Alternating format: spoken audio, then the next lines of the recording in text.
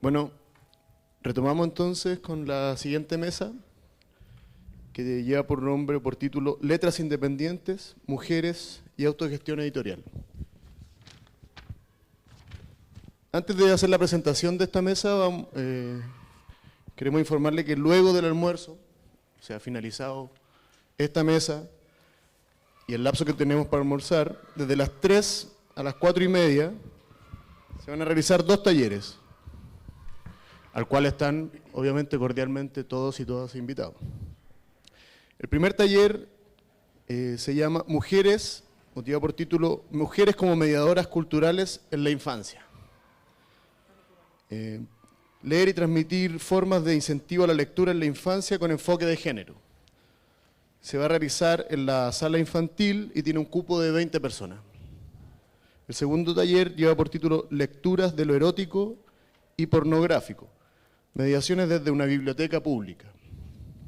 Este taller busca la discusión y reflexión efectuada en torno al estudio de letras en género 4, a través de una instancia participativa que incorpore la opinión y genere debate respecto a temas como colección de la sala mayores de 18, sexualidad y erotismo, diversidades sexuales, género, rol de la biblioteca pública y censura.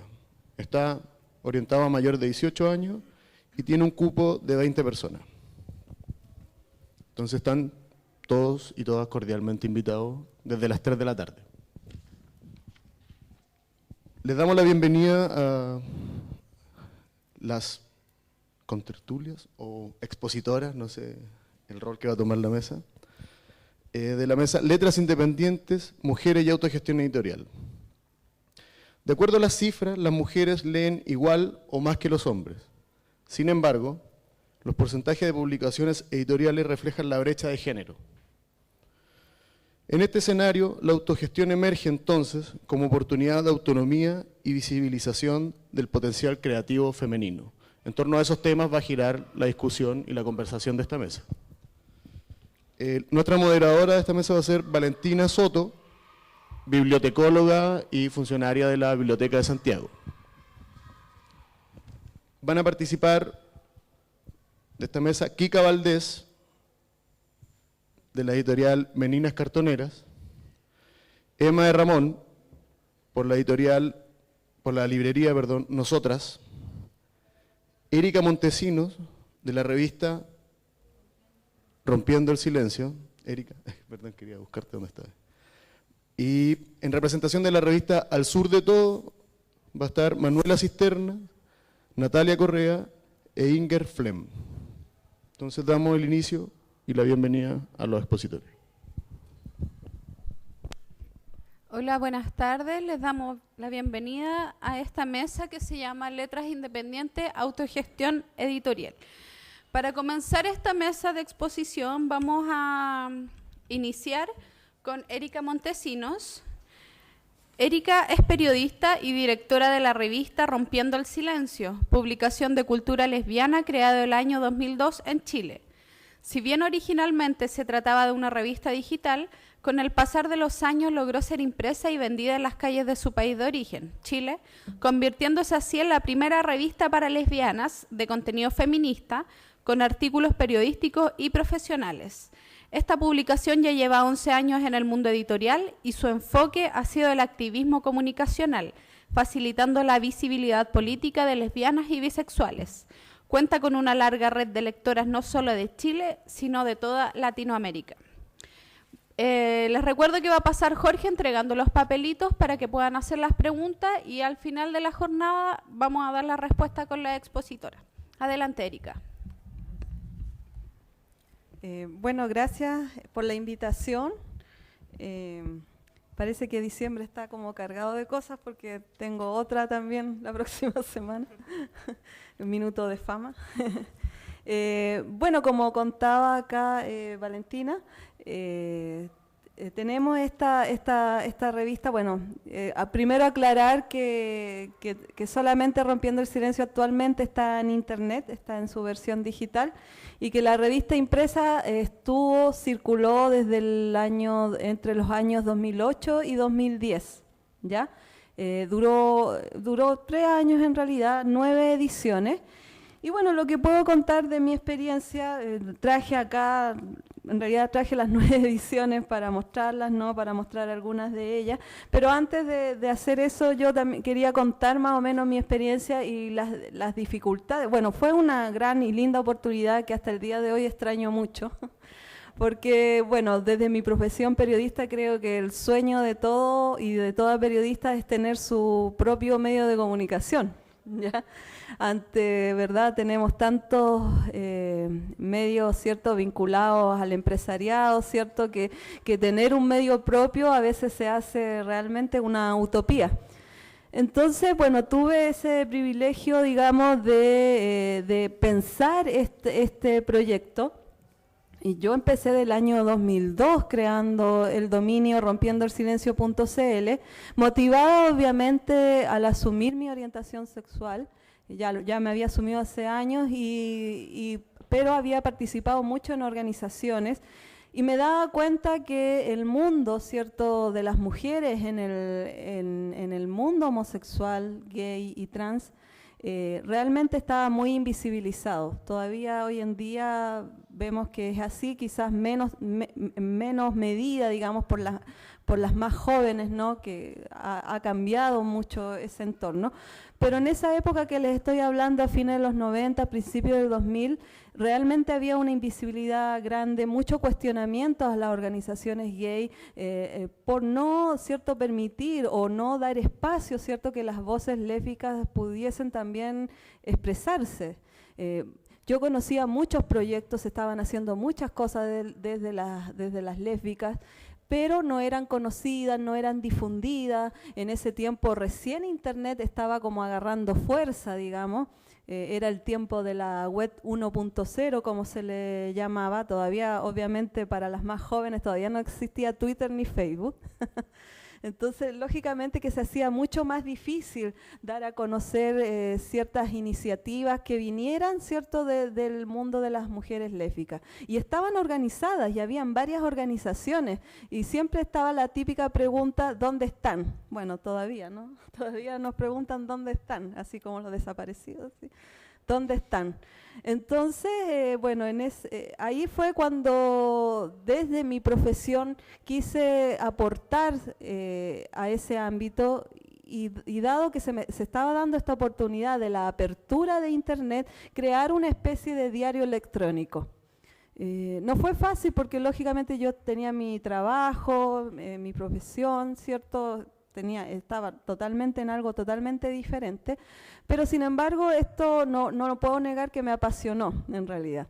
Entonces como que le puse mucho empeño y las actualizaciones de Rompiendo el Silencio fueron continuas. Ahora, ¿por qué el nombre? Muchas veces a mí me cuestionaron el nombre porque decían que era muy largo, que nadie lo iba a recordar, pero en realidad tenía un sentido muy gráfico, de también cómo había sido mi propio proceso.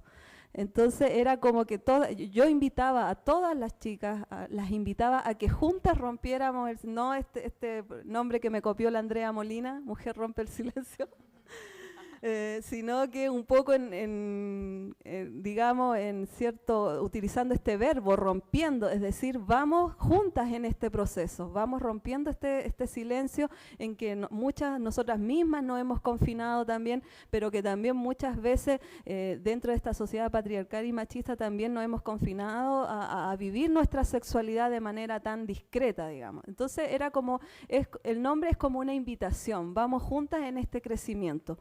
Y puedo decir felizmente que así ha sido. Yo conozco hoy en día a muchas chicas que hoy ya tienen 20 y tantos años y ellas crecieron, ¿no?, desde su adolescencia visitando la página. Y para ellas realmente era una compañía, una manera de acercarse y de informarse a las cosas que se hacían. Yo realmente mi proyecto de la página, estoy hablando, era realmente periodístico, no era solamente el tema de acompañar en el sentido, digamos,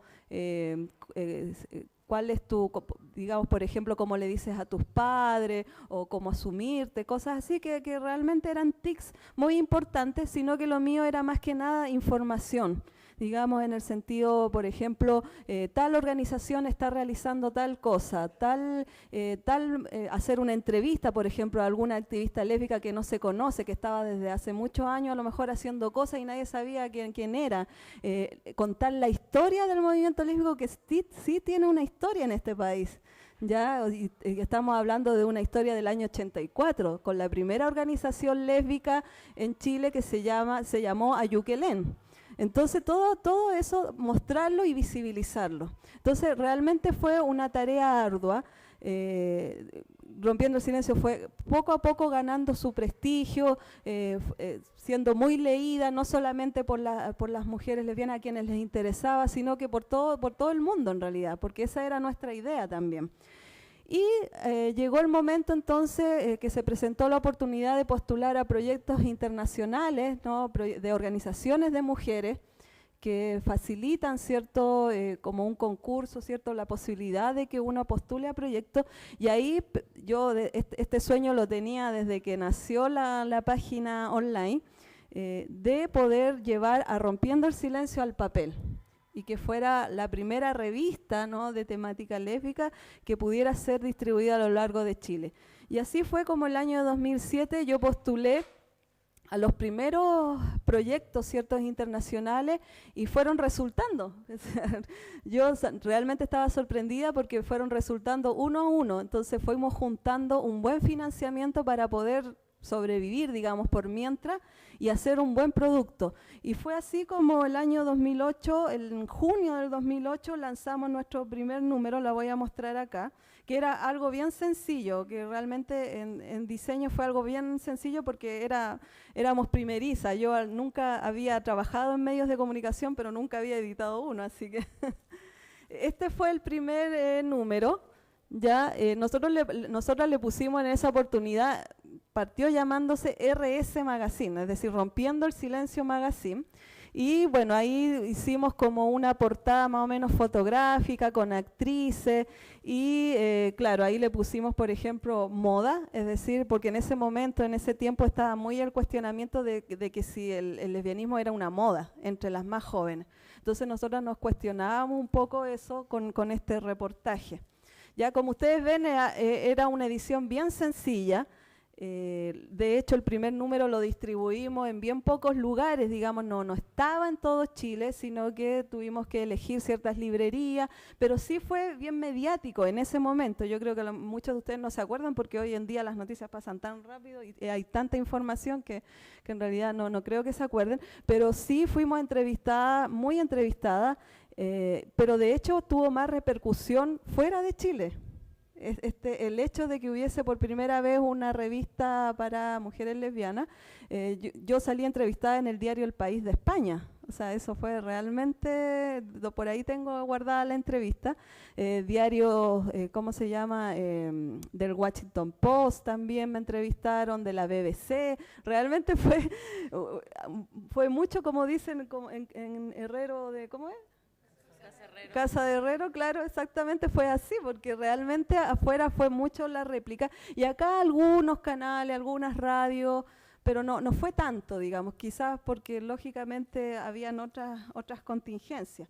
Y bueno, nosotras no nos quedamos atrás, mejoramos el diseño, ¿cierto? Y por ejemplo, después pudimos sacar la segunda edición, 2 meses después era bimensual, sacamos la segunda edición, como ustedes ven ahí, cambió totalmente el diseño, cambiamos de diseñadora. Y también estuvimos con esta estrategia de poner actrices, digamos, no que estuvieran, sino que entrevistar a actrices que hablaran desde lo que hacían también, porque obviamente yo acá teníamos, ¿cierto?, en el equipo también teníamos una perspectiva feminista, es decir, no solamente teníamos el hecho de hablar, de tener contenido desde una óptica, ¿cierto?, lésbica feminista, muy política. Entonces, pero sin embargo queríamos mezclar esas cosas, es decir, no queríamos solamente parecer muy serias, ¿cierto? Queríamos llegar también a un público joven. Entonces, en ese sentido, queríamos hacer entrevistas entretenidas, pero siempre desde una perspectiva política, ¿cierto? No quizás solamente farándula, como se puede ver aquí, sino que tratar de mezclar, ¿cierto?, varias cosas. La fotografía también, como ustedes van a poder ver, las ilustraciones, ¿cierto? Haciendo buenos reportajes. Entonces, al final quisimos hacer un producto que de repente en el periodismo es muy difícil también, el hecho de dar el gusto a diferentes públicos, porque no solamente teníamos lectoras lésbicas feministas, sino que también teníamos lectoras que no tenían idea del feminismo. Entonces, lógicamente, esta era una puerta de entrada para llegar a ello. Y bueno, aquí mostrarles ya después cuáles fueron, por ejemplo, los próximos números. Ya después, por ejemplo, aquí hablamos del famoso matrimonio, ¿no?, igualitario, que hoy en día está tan en boga, digamos, de todos los candidatas que están proponiendo, ¿cierto? Y también nosotras hacíamos, por ejemplo, aquí ustedes ven todas estas producciones de portada que ustedes pueden ver aquí. Ellas no son actrices, ellas son chicas comunes y corrientes. Nosotras lo que hacíamos era pedirles, bueno, ya en ese tiempo, ya hablamos del 2009, ya estaba famoso Facebook, entonces era mucho más fácil. Entonces decíamos, ¿quién de las chicas quiere posar? ¿Quién quiere aparecer en la portada? Y bla, bla, y la mayoría eran jóvenes. Llegaban solamente jóvenes, súper entusiasmadas, diciendo que no tenían ningún problema con aparecer en portada, ¿cierto?, de la revista. Realmente las jóvenes nos han dado una gran lección. A las más, digamos, adultas, que todavía estábamos ahí, medias temerosas. Las más viejas, como dicen. Viejonas, ya. Y bueno, como ustedes pueden ver aquí también, aquí hay otro número. Aquí juntamos a un grupo de chicas, hicimos un especial, digamos, más o menos que cada una, la nueva generación, le pusimos la nueva generación lésbica, las más jóvenes. Entonces, cómo cada una de ellas asume, ¿cierto?, su lesbianismo, en el sentido de que siguen haciendo sus cosas, pero ellas no andan escondiéndolo tampoco, en el sentido de que en sus labores diarias no están ahí temerosas, inventando un pololo ficticio o cosas así, sino que ellas van sumamente valientes por la vida. Y ellas por ejemplo, acá hacemos un reportaje fotográfico con lo que hace cada una de ellas. Entonces, bueno, en resumen, bueno, y acá mostrarles este último que fue bien, ya eran las últimas ediciones, cuando fue el fallo de la jueza Karen Atala, y teníamos que dedicarle la portada, porque realmente fue algo histórico, algo que ha marcado al país, ¿cierto?, el caso de la jueza Karen Atala, y acá, ¿cierto?, nos dio una entrevista y sale ella, o sea, nosotros contamos su caso también y salen algunas cuñas de ella. Entonces, bueno, en resumen, hacer esta revista, las 9 ediciones, fue una experiencia realmente para mí muy enriquecedora, ¿cierto?, que me ayudó a crecer como profesional en lo personal también y en lo político también. Pero también yo creo que hubo varios obstáculos, contarles que, por ejemplo, cuando nosotros decidimos que estuviera la revista en todos los kioscos a partir de la segunda edición, tuvimos que igual pelearla, porque tuvimos que ir a conseguir distribuidor para que nos distribuyera la revista. Y ahí descubrimos, por ejemplo, ustedes no sé si sabían, que hay solamente un distribuidor de revistas, que está en Copesa. ¿Ya? Entonces, bueno, me tuve que armar de valor esa vez, valor porque realmente conversar con ellos es como conversar, no sé, pues con la mafia. Entonces fui para allá y fui con la primera edición de la revista y les conté de lo que se trataba. Hablé con el gerente de la distribuidora y todo. Y bueno, y él sorprendido me dijo, sabes que cuando me llamaste y me contaste yo pensaba que era una revista pornográfica, me dijo. Entonces le dije, porque ellos querían, de hecho por eso fui a la reunión con él, porque me estaban informando que querían ponerle una wincha encima a la revista, para mayores de 18 años. Eso querían hacer. Entonces, lógicamente, fui para allá enojada diciéndole, oiga, mire de lo que se trata. Y realmente estaba sorprendido el gallo porque ahí la vio y dijo, no, realmente no, si se nota que es una revista cultural, no hay ningún problema, bla, bla, bla. Lógicamente que accedieron después porque eso les reportaba, no tanto, pero igual era un negocio, po, y plata es plata, ¿no? Para ellos. Entonces, bueno, logramos entonces en ese momento llegar a un acuerdo y pudimos estar desde Arica a Punta Arenas con la revista en diferentes kioscos. Y esa fue otra batalla que tuvimos que dar, que fue los kiosqueros. Y en ese sentido tuvimos que ir para allá, o sea, bueno, no ir para allá, sino que tuvimos que hacer una estrategia de buscar aliados kiosqueros, ¿ya? Porque sabemos que los kiosqueros no es que de buena y primera te coloquen ahí el suplemento, no sé si ustedes saben más o menos cómo es el teje-maneje, no es de buena primera que te cuelgan ahí la revista, igual de cuando sale recién un suplemento hay que como ir y conversarles, como ganarse la simpatía de ellos para que te pongan la revista ahí. Muchas personas me han dicho que les pasan dinero y todo, pero no llegamos a eso. No llegamos a eso de pasarles dinero, pero sí tuvimos que ir a varios kioscos del centro, hacernos amigos ahí, buscar a la kiosquera amiga lesbiana, ¿cierto? Que tuviera por ahí su kiosco y también pedirle ayuda. Ella tenía ahí en pleno Paseo Ahumada forrado el kiosco con la revista. Súper ella apoyando ahí en el Paseo Ahumada con huérfanos, ahí donde nos iba mejor. Pero en los otros kioscos tuvimos que ir conversando, mostrando de lo que se trataba. Una señora nos dijo en San Joaquín, por ejemplo, decía, es que yo no puedo tener esta revista aquí porque estoy cerca de un colegio, ¿cómo se le ocurre? Entonces tuvimos que mostrarle la revista, que no porque dijera revista lesbiana no se trataba de pornografía, porque están esos estereotipos y prejuicios. Entonces tuvimos que ir y hacer como una especie como de educación, como educar a estos kiosqueros y kiosqueras, ¿cierto?, en de lo que se trataba y acercarlas un poco al mundo de la diversidad sexual, porque de hecho mantuvimos conversaciones súper interesantes con todas ellas. Algunas de ellas me decían, pero yo encuentro que hay más gay, me decían. Yo encuentro que no hay tantas lesbianas, me decía. Entonces, bueno, y ahí empezar como una especie de conversaciones súper interesantes cuando una se acerca a la gente. Y logramos finalmente un apoyo, después pudimos ver que la revista estaba en varios lados, a veces no estaba en varios lados porque empezamos ya con los problemas financieros, ¿no? En el sentido de que se empezó a acabar el financiamiento y nos faltó una estrategia comercial más acertada, digamos. Lo que conversaba aquí con el colega Marcelo Garay, también periodista, que los periodistas ahí como que no nos manejamos mucho en el ámbito de las finanzas y ahí nos faltó un poco eso y claro, dependíamos solamente del financiamiento. Teníamos ventas, pero no alcanzaba como para imprimir. Imprimir en Chile, y ustedes lo saben también quienes están en el mundo de las publicaciones, es demasiado caro.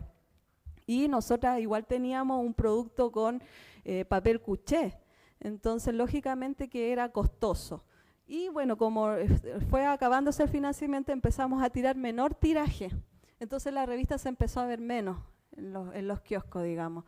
Y eso igual ahí teníamos que hacer mayor esfuerzo de difusión y publicidad. Teníamos muchas lectoras sumamente agradecidas a mí. Yo todavía guardo cartas de lectoras de Arica, de Coyhaique, que me decía, por favor, no desaparezcan porque es mi única compañía en Coyhaique. Es decir, tengo internet, pero la revista para mí es algo tan valioso, o sea, no saben lo que significa tener algo así en papel. Y bueno, y el año 2010, como que fue el año de la desgracia, ese año 2010, ya tengo que terminar, justamente iba a contar eso, que el año 2010, bueno, decidimos cerrar con harta pena, ya el último número tuvimos que pedir aportes, ¿no? Ahí nos apoyó harta gente, también hicimos varios eventos para poder financiar el número final. Y bueno, y nos despedimos, pero nos despedimos quizás con quizás bien esperanzada y también con harto orgullo también de haber logrado, haber sacado esta edición y haber sido, no solamente haber sido las primeras, sino que habernos atrevido, ya a movernos en este mercado. No mucha gente se enteró, todavía falta un poco, yo creo que el tema de la visibilidad, el tema de la invisibilización es muy fuerte dentro del mundo lésbico. Yo creo que hoy en día vamos a seguir luchando por eso. Al menos, por ejemplo, yo sigo con la página rompiendoelsilencio.cl, que sigue el mismo estilo. Hemos tenido otros proyectos como televisión, también hicimos streaming, hicimos también Rompiendo la TV, se llamaba ese proyecto, siempre desde el ámbito comunicacional. Y hoy en día nos queremos transformar en una ONG, porque queremos ahora empezar a participar de mejor manera en la incidencia política y pública, y tener mayor voz y mayor visibilidad dentro de todos estos activistas gay que parece que se toman la agenda, tener también las voces lésbicas dentro de este ámbito. Bueno, esa es la experiencia que les puedo contar y espero que les haya parecido. Gracias.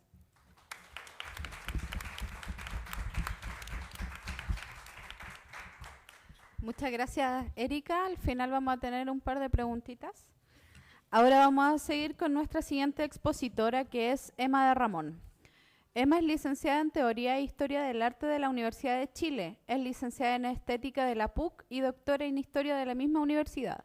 Ha sido profesora de diversas universidades chilenas, especialmente de la Universidad Andrés Bello y de la Universidad de Chile. Se desempeña desde el 2004 en el Archivo Histórico Nacional, en donde es coordinadora. Es presidenta de la Fundación Alquimia, organización feminista, independiente, de carácter técnico activista y sin fines de lucro que apoya el trabajo y el desarrollo de organizaciones de mujeres que por diferentes razones se ven limitadas o marginadas de acceder a financiamiento para la realización de sus propósitos. Es codueña de la librería Nosotras, librería pluralista del barrio Italia, próxima a cumplir 2 años. Muchas gracias, Emma. Hola, muy buenas tardes. En realidad el proyecto de la librería Nosotras, o Nosotres, porque en realidad lleva una X, es un proyecto, una más de las cosas que hago. A mí me retan mucho en la casa porque nunca tengo tiempo para nada. Comprenderán que con la cantidad de cosas que hago no tengo tiempo en realidad. Pero siempre tengo la sensación que la vida es tan corta y que es necesario hacer cosas en realidad. Así que me voy metiendo en proyectos de muy diferente tipo permanentemente. Pero les quería contar que este proyecto en particular nació en realidad de una gran amistad que yo he forjado hace varios años con una persona que es mi partner principal en la librería, que es Pilar Muñoz. Ella es profesora básica y hasta hace poco tiempo fue la directora de la carrera de básica en la Universidad Diego Portales. Nos conocimos hace muchos años. Ella trabaja mucho el tema de los derechos humanos de la diversidad sexual. Ella es madre y lesbiana y junto a su pareja han criado a 2 hijos que son 2 personas maravillosas. Entonces justamente a raíz de todo eso nos conocimos mucho tiempo atrás, cuando empezó el tema de Karen fundamentalmente, y a partir de ese momento se ha transformado en una gran amiga. Yo lo digo porque las 2 con una ingenuidad absolutamente espectacular. Dijimos una vez en voz alta, cuando estábamos con nuestras parejas, que las 2 soñábamos con tener una librería, que era absolutamente cierto. Y entonces, bueno, como nuestras parejas nos dijeron, y bueno, hagamos una librería. Hicimos una librería así de simple y de ingenuo y de absurdo, justamente porque estaban haciendo este barrio Italia, estaban construyendo estas casas que a lo mejor han ido, que son como pequeños lugares donde hay muchas tiendas, que había mucho vintage, mucha cosa antigua, y nosotros queríamos hacer una librería que no fuera una librería de libros de moda o de bestseller, sino en realidad una librería de contenidos. Tenemos la gracia que nuestras 2 parejas son ingenieras comerciales, pero también siempre han trabajado en el plano académico, las 2, o de gestión administrativa, pero no comercial. Entonces, la verdad es que en este caso las 4, con absoluta ingenuidad, nos metimos en este proyecto, pensando que vender libros era casi como lo que teníamos en la casa, que era la biblioteca que uno tenía, donde tenía libros entretenidos y los vendía. Y la verdad es que ha sido una experiencia arrolladora. Nos ha pasado como por arriba la librería. Bueno, el asunto fue que instalamos la librería en diciembre del año 2011, a fines de diciembre, que se estaba inaugurando una casa que se llama La Candelaria, que es donde estamos hasta el día de hoy, que queda casi al llegar a la calle Caupolicán por la misma Avenida Italia. Y bueno, al principio era penoso porque no teníamos quien la atendiera, no teníamos libros, no teníamos nada. O sea, buscamos, no sé, cuáles son las editoriales que existen, no sé, 8 libros, Cuarto Propio, que eran las cosas que a nosotros nos gustaban, algunas Pehuen, porque la Pili y yo somos 2 ratonas de biblioteca. Entonces estábamos todo el tiempo mirando y conocíamos qué editoriales habían y sabíamos más o menos que lo que queríamos hacer era una librería donde encontráramos los libros que a nosotras nos gustaba leer. Y sabíamos que queríamos una librería que tuviera mucho fuerte en lo que era libros de niños, pero básicamente no libros de niños de los típicos cuentos de Walt Disney y esos cuentos anticuados o antiguos, tipo, no sé, La Cenicienta y Ricitos de Oro y cosas así, porque los encontrábamos unos libros que en el fondo condicionaban de una manera muy negativa la condición de género. Es decir, no sé, eso de la por ejemplo, no sé, Blancanieves, ¿no?, que se duerme finalmente y que la despierta un príncipe azul que no tuvo nada que ver en el cuento, que por último podía haberla despertado uno de los enanitos, ¿no es cierto? Pero no, el príncipe azul que sale como de la nada y que muaca el beso y ella entonces despierta y es feliz para siempre.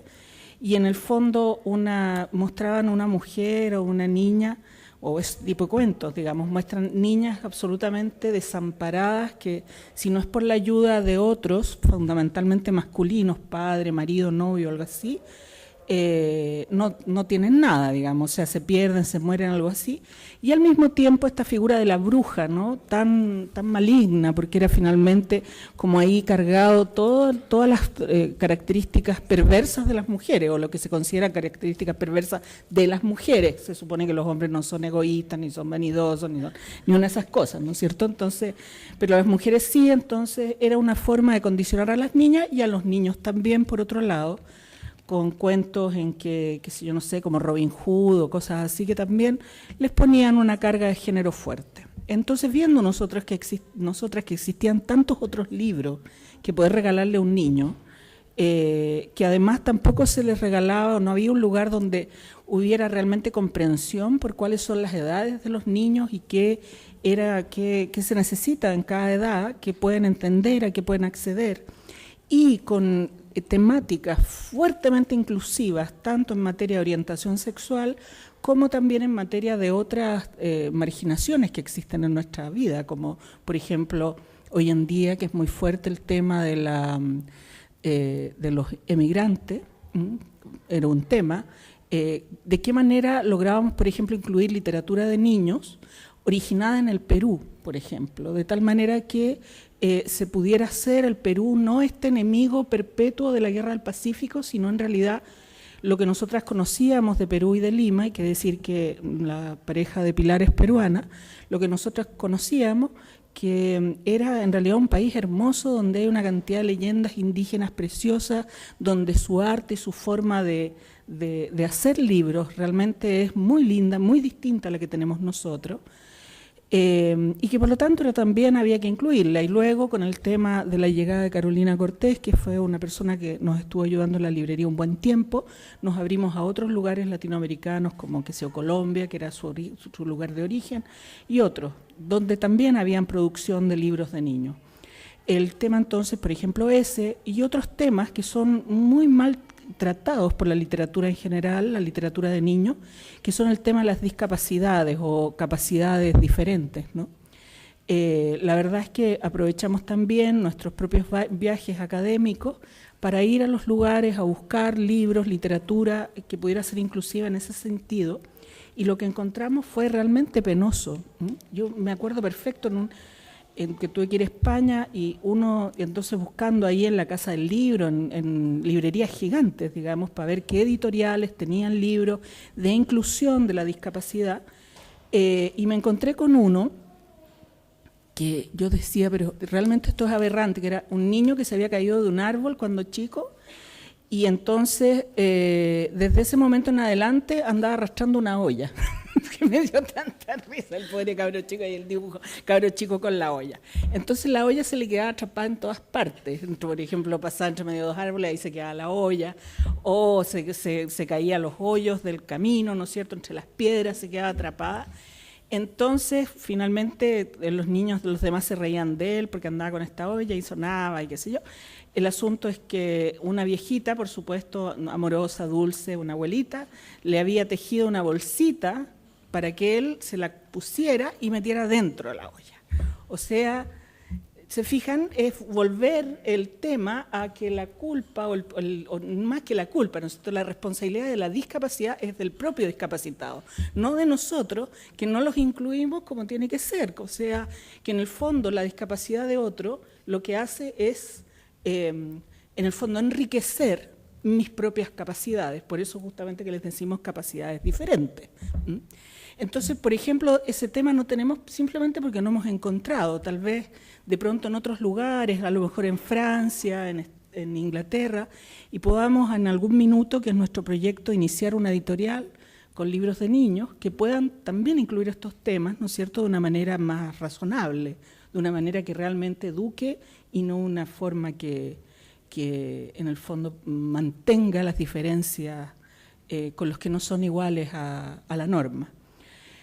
Entonces, bueno, también la idea era importar, y que cosa que hemos hecho sistemáticamente, libros de materias inclusivas de diversidad sexual para niños. Hay varios cuentos que andan por ahí, Paula tiene dos mamás, en fin, otro, Rey y Reina y otros, que son cuentos que se pueden, a las familias que ya son cada vez más mayores, ¿no es cierto?, de padres o madres del mismo sexo, que pudieran tener para leerle a sus niños, o familias que tuvieran esta sensibilidad y que les tuvieran interés en que sus niños también entendieran que habían estos casos. Entonces, la idea era finalmente tener esta variedad de temas, que yo creo que lo hemos logrado mucho. Hay en Chile un desarrollo muy intenso de todo lo que es la protección del medio ambiente, por ejemplo, en cuentos de niños, y también en gran medida el tema el tema de género, que está muy tratado, y en eso también ayuda, por ejemplo, las editoriales argentinas, respecto a mujeres que hacen, por ejemplo, cuentos sobre la mamá que hace cosas distintas, que es electricista, por ejemplo, cosas así, u otros cuentos que trabajan, por ejemplo, el tema del papá en la casa, que cocina, que le quedan, qué sé yo, los tallarines pegoteados, y en fin, o cosas así, y que finalmente hacen, yo creo, en esa área de nuestra librería un espacio especialmente promisorio. Pero también, como bueno, yo no me dedico a los niños, me dedico a los adultos, en realidad también buscamos una cantidad de libros que tuvieran que ver, libros que a mí personalmente me gustara leer, o libros que si yo los viera en algún lugar los leería. Eso quiere decir que hay una mezcla bien rara de libros antiguos, por ejemplo, que se llama Madame Bovary, por ejemplo, que a mí me parece que es fundamental, o libros como El segundo sexo de Simone de Beauvoir, o los libros de Virginia Woolf, por ejemplo, que me parece esencial, junto con, que hemos hecho mucho énfasis, literatura femenina chilena. Eso quiere decir que tratamos de tener a todas las poetas, hacemos un esfuerzo por eso, no siempre nos resulta porque se requiere a veces financiamiento que no tenemos. Todas las escritoras, que también es bien difícil porque muchas de ellas publican en editoriales muy pequeñas y que también algunas de esas editoriales no son capaces de dar esos libros a consignación porque en realidad están viviendo con el agua al cuello, igual como vivimos un poco las librerías. Y además son libros que naturalmente no reciben mucha difusión porque finalmente los medios a través de los cuales se difunden las últimas publicaciones son los que ustedes conocen, o sea, ciertas revistas de tiraje nacional, el Mercurio, La Tercera, los fines de semana y eso, que hacen comentarios de literatura. Por lo tanto, lo que hacen, yo me imagino que están absolutamente cargados en el dado por las grandes editoriales que les hacen hacer reportajes a las cosas que a las editoriales les interesa vender.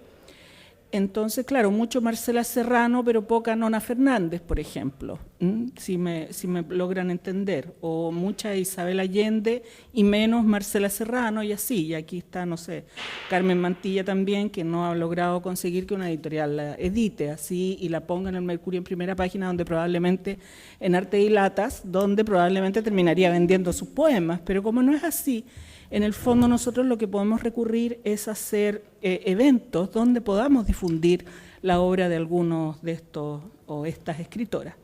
Eso, el otro lado es el tema histórico, sociológico, digamos, y el tema de género, que en eso ha sido más fácil porque hay grandes editoriales internacionales que publican libros de género. Entonces es fácil que si yo encontrar, no sé, Judith Butler o lo que ustedes quieran, en forma accesible para las librerías y que podemos comprar. Yo personalmente, si a mí me preguntan respecto a este tema de género, ¿no es cierto?, y editoriales, claro, hay muchas editoriales pequeñas en Chile, hay cada vez más en realidad, y muchas de ellas publican cosas súper interesantes, pero nos falta coordinarnos mucho. Yo no creo que la librería Nosotras sea la única que esté en esta parada, de hecho hay otras más. Generalmente la gracia de los bestsellers, por ejemplo, no sé, tuvimos toda una discusión sobre si vendíamos o no Las sombras de Grey, que finalmente lo que yo dije fue, si tenemos un montón de novelas cachondas de lesbianas, ¿por qué no vamos a tener Las sombras de Grey, digamos? O sea, es una discriminación arbitraria, así que las tuvimos y por supuesto que lo vendimos mucho más que las novelas cachondas ahí, Taxi para dos, de esas escritoras que publican Gales, ¿no es cierto? La Mili, que son más malas las novelas, pero bueno, ahí están, digamos, están de adorno, pero no están de adorno, están, porque es importante que estén en alguna parte. También libros y novelas gay, en fin, ese tipo de cosas para nuestros amigos. Finalmente va a llevar, no sé, regalo cumpleaños y eso. Pero lo que nos tiene siempre es como un poco al borde del abismo, el tema que en el fondo si nosotros no vendemos no podemos pagar las cosas que tenemos, no sé, ni la luz, ni los sueldos de la gente que trabaja, ni el arriendo. Entonces, básicamente nos hemos tenido que rendir a algunas cosas que son más de índole comercial, pero lo que hemos hecho es rendirnos ante, por ejemplo, cosas como la novela histórica, que son géneros que tienen un poco más de valor, algunas, no, hay unas que son re malas, pero básicamente la selección que vamos haciendo nosotras, como yo soy historiadora, en fin, las voy leyendo antes y de esa manera voy viendo que vale la pena, que está bien hecho, que no está bien hecho. Y que además para el público que visita Avenida Italia tiene mucha salida, porque naturalmente que no son puros gays los que van para allá, son hartos, pero aún así no alcanza para mantener la librería, digamos. Entonces tenemos que hacer otras cosas. Bueno, no sé, este es un proyecto todavía en marcha, todavía sobrevivimos, ahora hemos decidido bajar de la casa, nos hemos corrido por toda la casa, está la Candelaria, pero ahora acabamos de terminar de cambiarnos al primer piso, que esperamos que sea también una oportunidad para poder tener más salida comercial, vernos más. Nosotras somos una librería formada por 4 mujeres lesbianas, lo queremos mostrar así, por lo tanto tenemos bandera gay, mostramos los libros gay hacia la vitrina, porque también es una forma de romper con la invisibilidad de la que hablaba Erika recién. Nosotros queremos estar ahí y estamos ahí tal como somos, no disimulamos ni nada. Así que bueno, muy invitados e invitadas quedan a nuestra librería, siempre van a encontrar algo bonito, interesante. La dirección, Avenida Italia 1449, ahora estamos en el local 5, en el primer piso.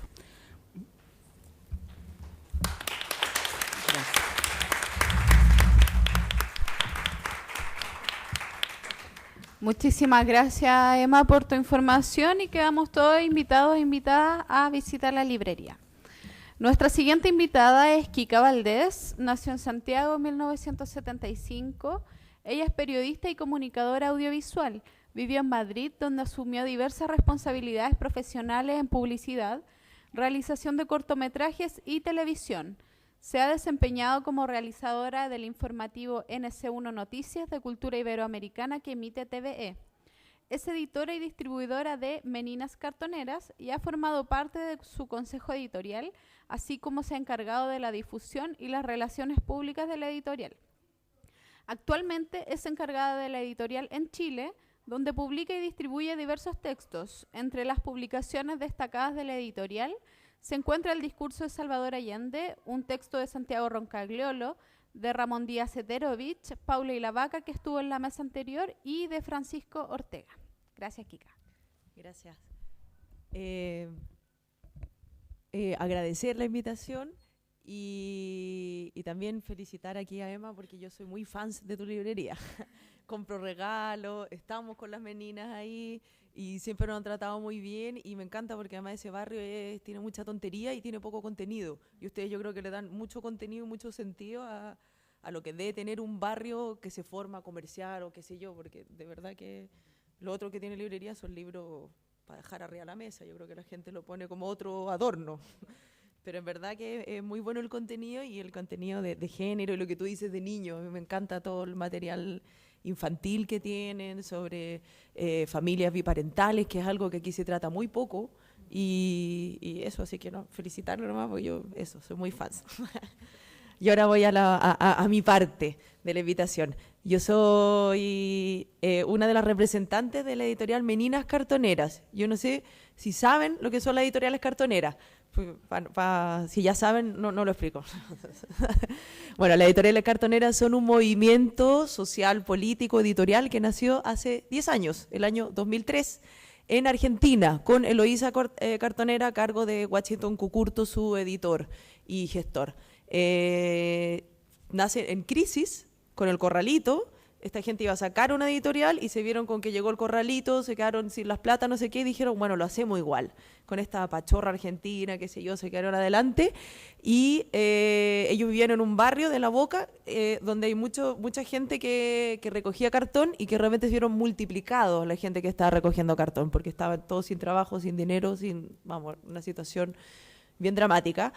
Y dijeron, bueno, vamos a usar a esta gente, vamos a asociarnos con ellos, vamos a hacer una cooperativa, vamos a hacer los libros con tapas de cartón. Y así nació un movimiento que rápidamente se extendió por principalmente Latinoamérica. Y agarró muy fuerte en Perú, en Bolivia, en México. De Latinoamérica, México es la que tiene más editoriales cartoneras, y ahí he ido aprendiendo. Ahora, hace poco nació la primera en Colombia, porque era de los países que no tenía. Brasil también nació otra que tiene 2. En Chile hay bastantes, sobre todo los últimos años. Ya hay más de 8, más de 10, algunas paran, después retoman. Esto así, bastante libre, muy independiente. Y luego llegó a Europa. Y nosotros ahí, yo trabajaba en noticiero, como bien decía la Vale, de cultura iberoamericana, entonces estábamos pendientes de todos estos movimientos. Realmente vimos que había un encuentro por parte de una universidad de Estados Unidos que se fijó en este movimiento editorial y dijo, vamos a ver qué pasa aquí, vamos a juntar a esta gente, que eran poquitos los que habían, creo que eran alrededor de 8 o 10 editoriales. Y nosotros nos tocó cubrir la nota, cubrirlo, verlo, qué sé yo, y yo trabajaba con otra periodista y otra gente, qué sé yo, y nos interesó mucho el proyecto. Dijimos, oye, qué bonito, una editorial cartonera, un proyecto autogestionado, independiente, sobre todo tan necesario para Latinoamérica, porque yo viví 10 años en España y me di cuenta que el respeto, el amor, el cariño por la lectura es otro, y se nota mucho. O sea, el cambio a estar ahora aquí es drástico. O sea, ver que la gente allá, van todos leyendo un libro o un tablet o lo que sea, pero todos leen. Y aquí nadie lee, van todos jugando Candy Crush en el metro. Es lo que hacen. Pero nadie, o sea, ya el tiempo poco que tengas libre de trayecto, qué sé yo, se aprovecha en leer. Hay muchas librerías, hay de muchos tipos de librería, además de todo tipo de librería, o sea, todo muy especializado. Y bueno, tienen a Cervantes, o sea, que tiene que ser así también, pues ellos tienen ahí como mucho respeto por eso. Para el día del libro siempre se lee el Quijote completo. todos los años. Se va leyendo una rotativa, van pasando muchos actores, entonces es una cosa muy bonita, pero bueno. Y aquí, claro, la cosa es bien distinta. Entonces nos llamó mucho la atención y dijimos, oh, qué bueno, no sé qué. Y vimos que en Europa todavía no daban el salto y así es como armamos meninas cartoneras, como una de las integrantes era brasileña. Entonces ella en verdad nos puso meninas, que eran como las niñas, y daba juego porque están las meninas Velázquez. Entonces dijimos, bueno, las meninas cartoneras. Y nos lanzamos con el proyecto, copiando este modelo latinoamericano, hablando con la gente de Argentina, y resulta que pasamos a ser las primeras en España de un movimiento que luego agarró mucha fuerza porque justo también después vino una crisis en España. Entonces ahí se empezaron a surgir muchos proyectos autogestionados, cosa que antes no pasaban. Yo me acuerdo la primera vez que nos invitaron a dar un taller, que luego fue como una charla en una universidad, la Universidad Carlos III. Los alumnos les llamaba mucho la atención que fuera autogestionado y nos decían, ¿cómo lo hacen? ¿Cómo pueden hacerlo? ¿Cómo pueden hacer algo sin tener un fondo? Y nosotros decíamos, mira, en verdad es porque somos latinoamericanas, y allá nadie te da nada, así que yo creo que esa es la razón, de que uno no está esperando, porque los españoles no movían un dedo si no le daban un fondo.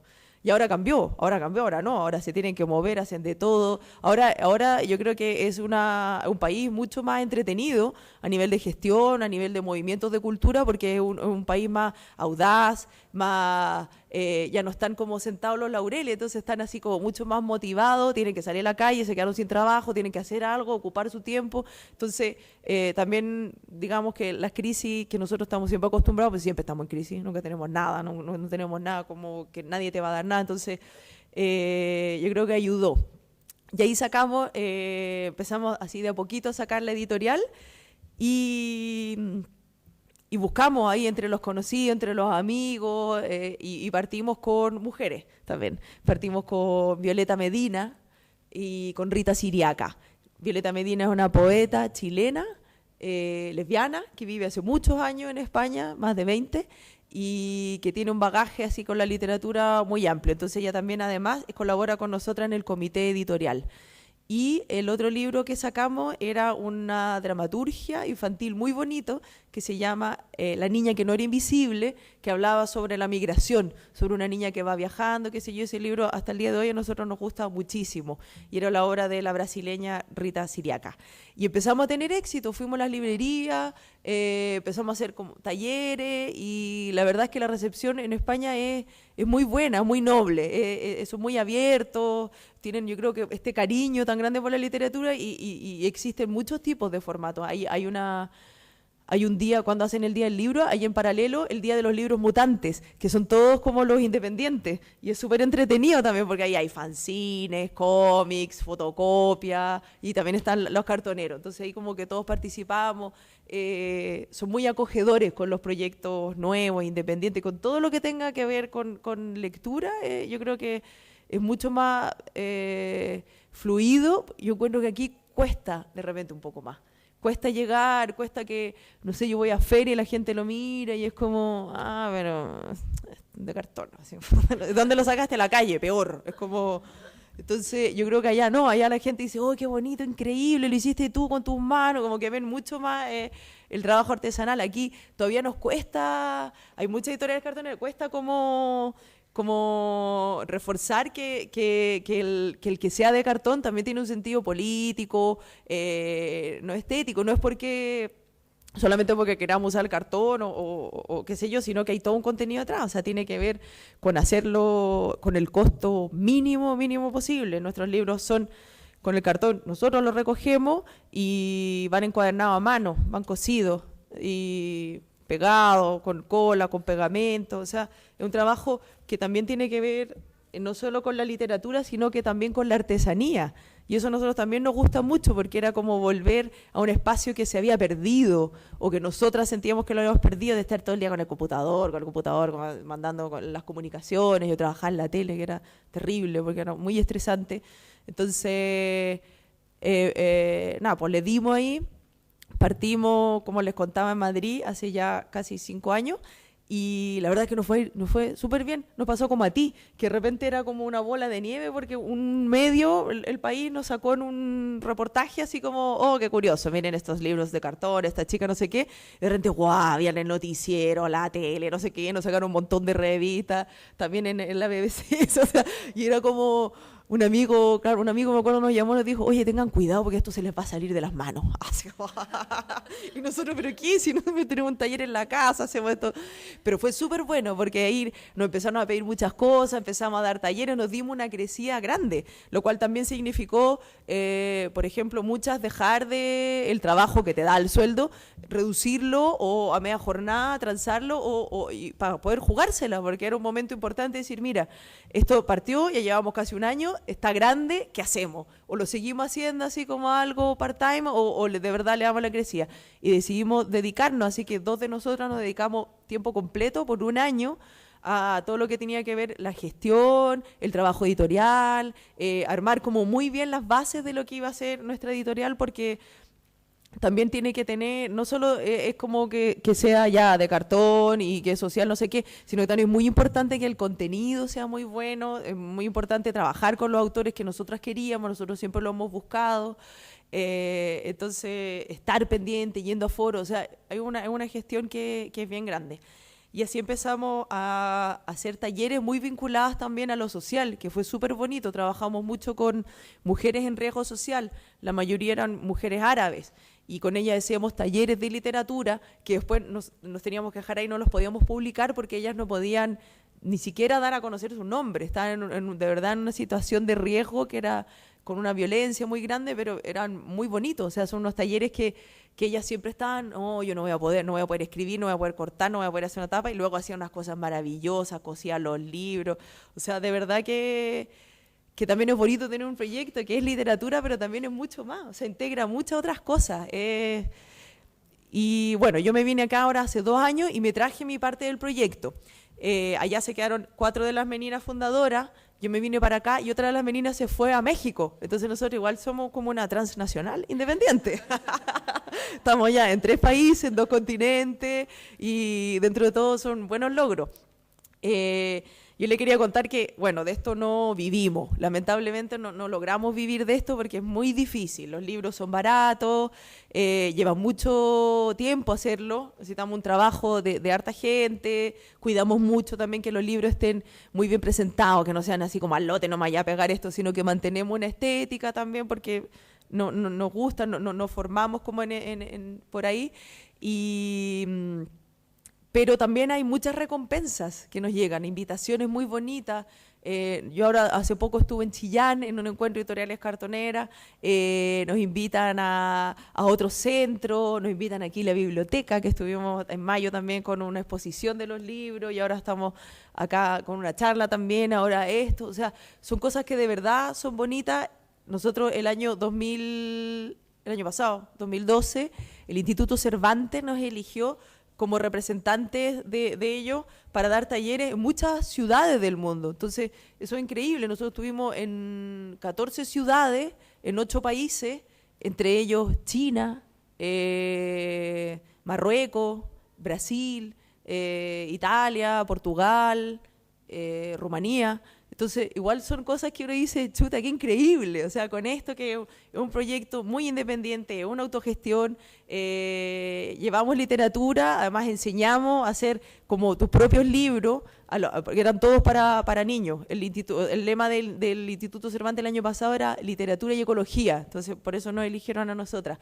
Y fue un desafío súper bonito, que lo hicimos, tuvimos que poner en riesgo todo, porque yo venía recién llegando acá, estaba recién en un trabajo, yo llevo la gestión de un teatro, y de repente decir, oye, me tengo que ir una semana a Brasilia, ¿qué hacemos? Porque yo voy a ir sí o sí. O sea, tampoco era ni siquiera pedir permiso, era decirle, así como, porque tampoco no nos arriesgábamos a perder la oportunidad. Las chicas que estaban en España, que les tocó ir a China también, era como chutanapo, decir el trabajo me voy una semana y filo, pelearla y darle para adelante, y por suerte nos ha resultado. Tenemos como un angelito también con las meninas, porque siempre nos resulta bien, nos llena de buena onda.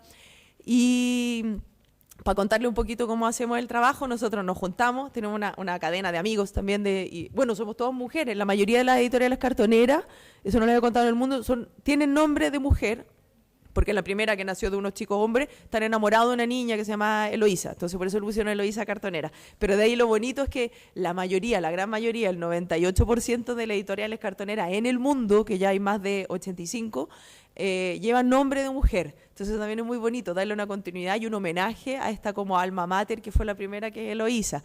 Y muchas de ellas también lo llevan mujeres. Lo llevan mujeres, no todas, porque yo también he conocido muchos hombres. Fui a México, conocí a varias en México, sí, lo llevan hombres, mujeres, pero siempre hay mujeres y hay muchas mujeres trabajando muy duro en hacer esto. Y lo curioso también es que ninguna vive de esto. O sea, todo es absolutamente altruista, es como de mucho cariño, de tener un proyecto y meterle cariño, tratar de inyectarle. Algunas de repente han tenido un fondo durante un tiempo, pero después acaba, hay que seguir. O sea, todos tienen otros trabajos. Nadie se dedica 100% a esto, pero bueno, la meta es en el futuro poder hacerlo.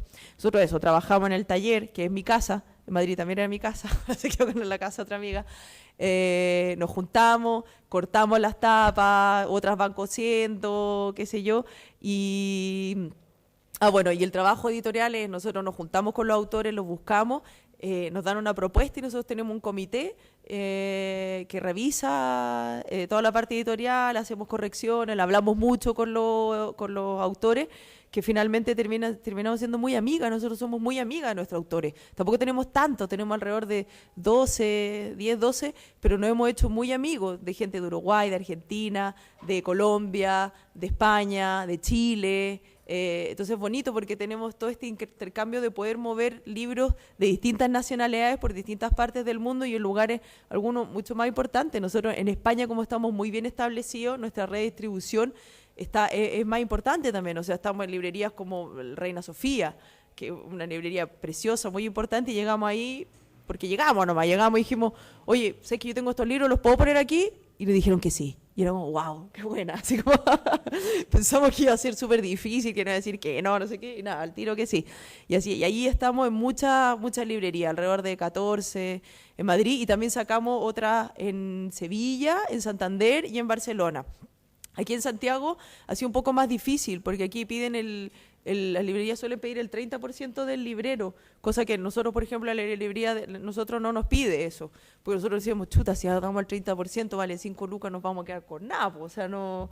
Entonces, en España también, en España se lleva menos librero, es como, no sé si el 10 o el 15, pero también con nosotros también tienen un trato especial, porque no les importa, ellos saben que nuestros libros nosotros no vamos a llevar 200 libros, vamos a ir como de a 5, de a 10, de a poco, porque es muy artesanal el producto también, pero ellos también nos aguantan eso, entonces también hay un vínculo, el que al final con la gente donde estamos, nosotros también se crea un lazo de amistad, o sea, tenemos la amistad con el autor, la amistad que formamos con los editores, ahora es la amistad que tenemos con los lugares donde estamos nosotros. Nosotros estamos en esta librería, estamos en la Ulises Providencia, y luego estamos en una tienda de plantas también en el barrio Italia, y en 2 cafeterías, porque otras librerías no había caso, nos cobraban 30%, no sé qué, y nos exigían tener una cantidad, entonces era como, bueno, no se puede, pues. Somos distintos, somos independientes, somos artesanales, hacemos otro tipo de cosas.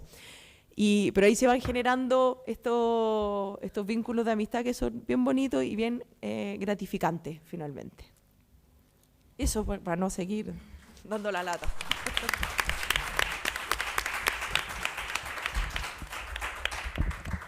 Muchas gracias, Kika, por tu exposición.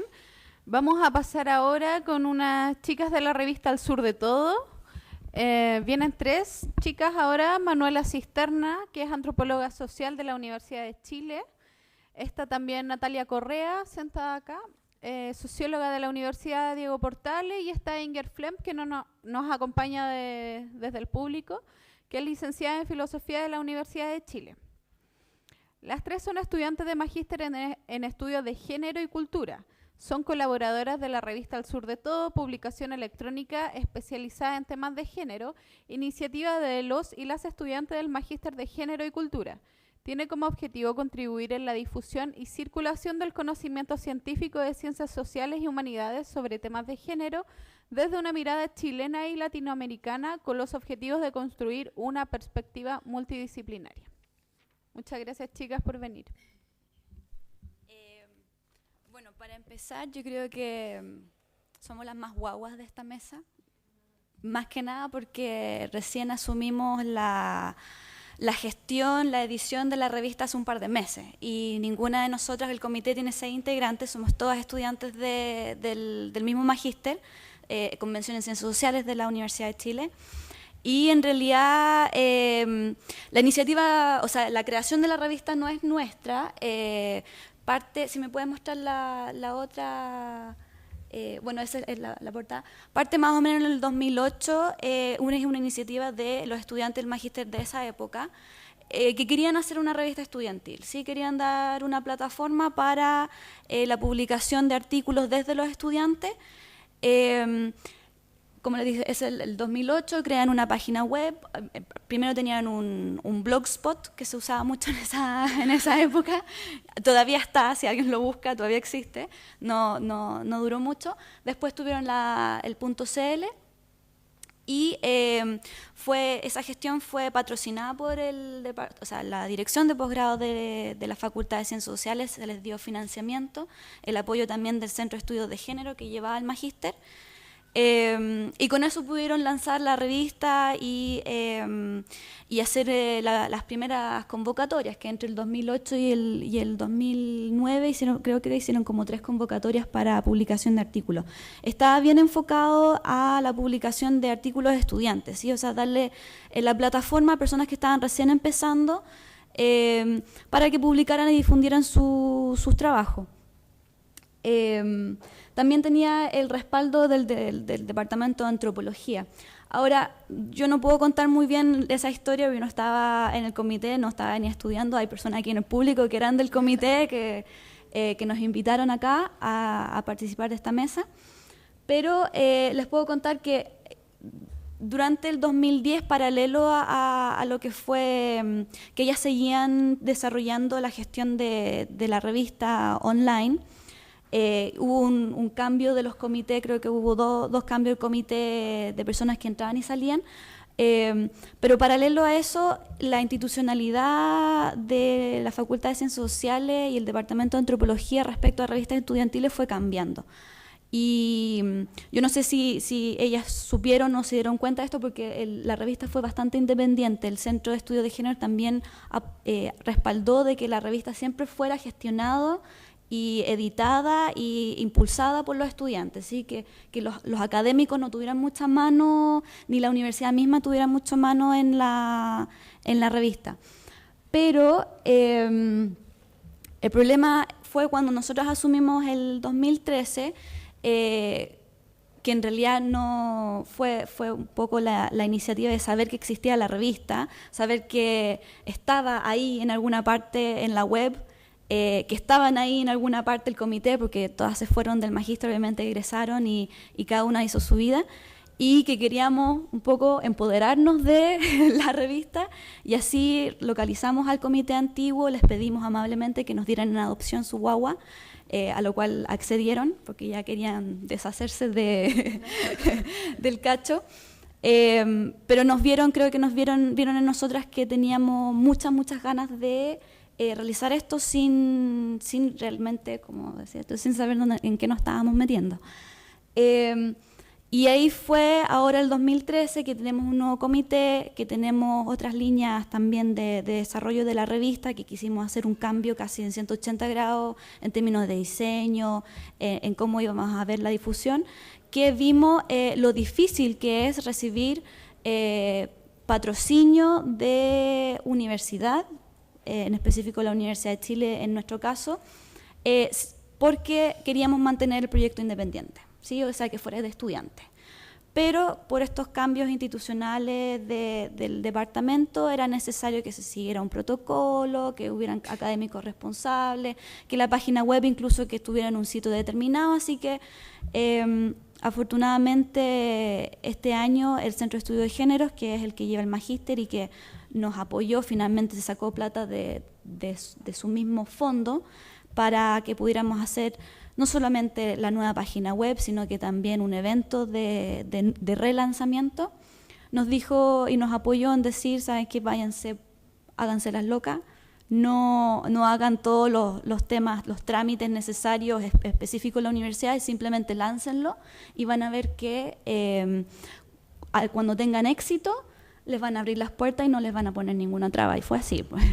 O sea, finalmente lanzamos la revista, o sea, relanzamos la revista y este año tenemos un número publicado que es el número 7 de la revista, que fue específico, aprovechando el momento del tema de dictadura, analizar la dictadura y el golpe de Estado, obviamente en los 40 años, en reflexión de los 40 años, desde una perspectiva de género.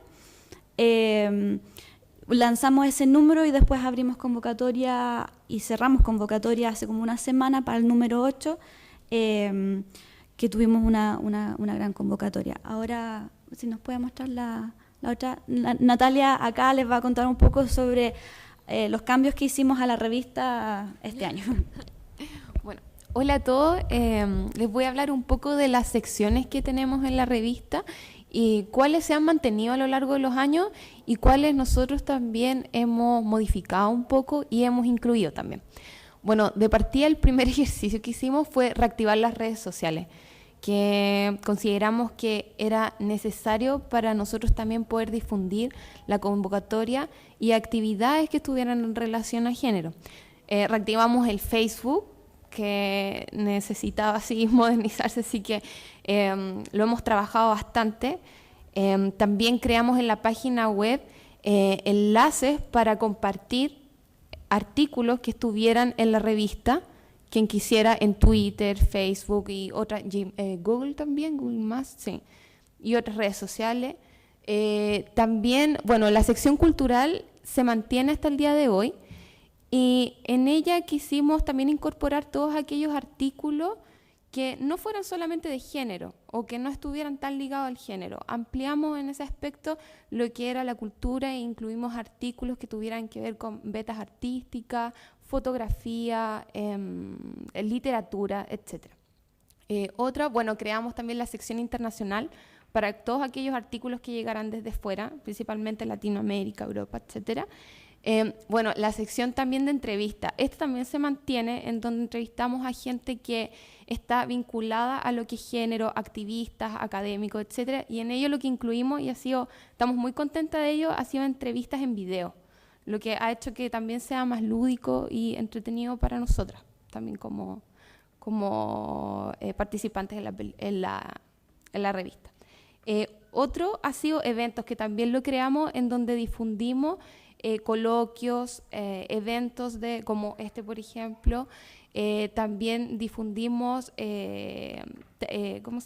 eventos en donde han participado nuestras compañeras del magíster, y también eventos donde hemos participado nosotras, seminarios, etc. Y finalmente, bueno, la sección de opinión también, que es bastante crítico, y que son todos aquellos artículos que no son tan rigurosos ni tampoco pertenecen a la academia. Y bueno, finalmente el cambio de diseño, que tenemos un nuevo formato que es bastante amigable, simpático. Aquí lo vemos. Aquí vemos, por ejemplo, un video. Esta es la sección de entrevista. El otro, por favor. Ahí, claro. También lo bueno de la página es que tiene acceso inmediato a los artículos y a la revista, para verlos y también leer los títulos y saber a dónde uno quiere, qué es lo que quiere uno leer. Aquí. Ahí está la convocatoria del último número que acabamos de cerrar hace una semana atrás. Bueno, explicarles un poco que lo que decía Natalia. La revista originalmente siempre fue pensada como una revista académica, ¿no? Que nosotros tratamos de mantener e impulsarlo, obviamente, pero nos dimos cuenta, un poco sumando al tema o